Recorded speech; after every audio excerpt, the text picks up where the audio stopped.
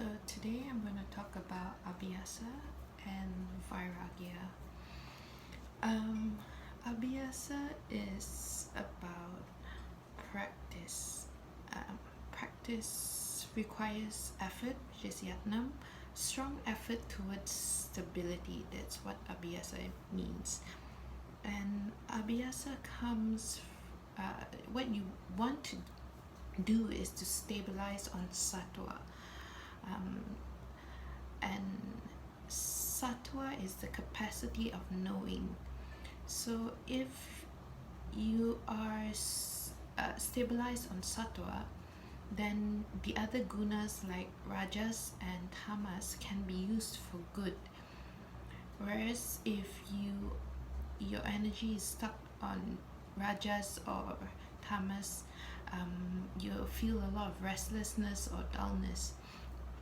So what we are trying to do in Abhyasa, which is practice, is to stabilize on sattva. However, it's like a two-way thing where if you need to it comes from sattva that you are stabilizing on sattva. Yeah, and this effort to stabilize has to be long term. It has to be uninterrupted, so it can't just be for like a year and like occasionally something that you do. And it doesn't mean it has to be your mat practice, but it's a day-to-day process where you are mindful as well. So uninterrupted, long term, it has to be done with satkara, which means honor and humility and respect. So for example, when you roll out your mat, you want to do it with respect. When you use props, you want to not toss it around. So uninterrupted, long term, and it has to do with honor and respect. And lastly, it should be well served or in the spirit of service, meaning that you want to do it well informed, your practice. So when you do a pose or anything, you should know the mechanics behind it, like your anatomy that's involved, the philosophy behind it. And you want to do it because it's for the purpose of your clear seeing or for your inner self. So only with these four things can you say that you have a yoga practice.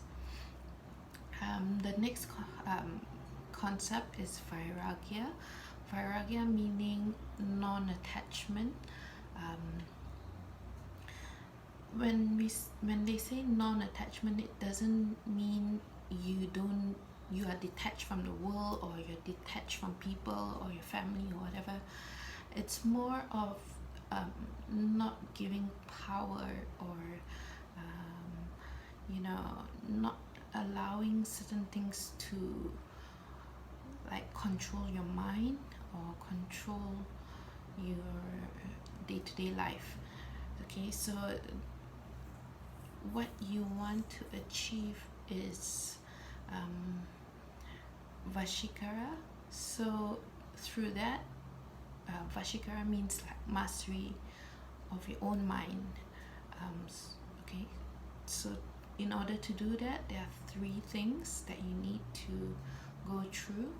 Okay, the first thing is yatamana. Yatamana means always questioning, where is your mind? Is your mind stuck somewhere else while you're doing something?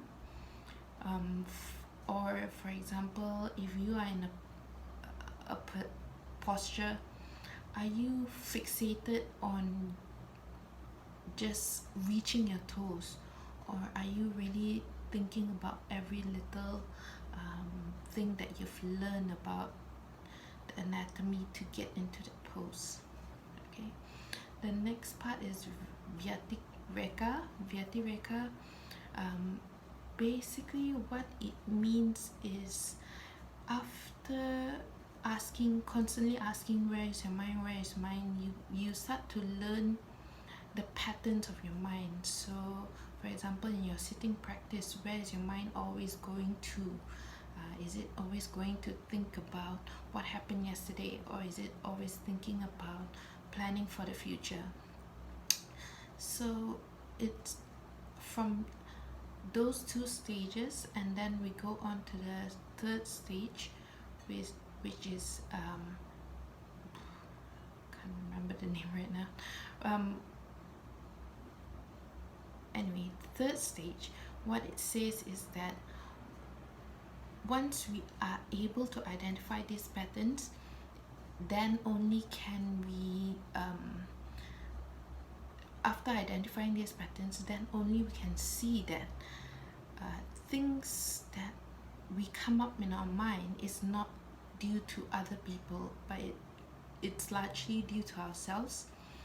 So for example, if we hate someone, or we are still thinking about something that has angered us, if we go through this process, we realize that it is not them that has angered us, is how we see things.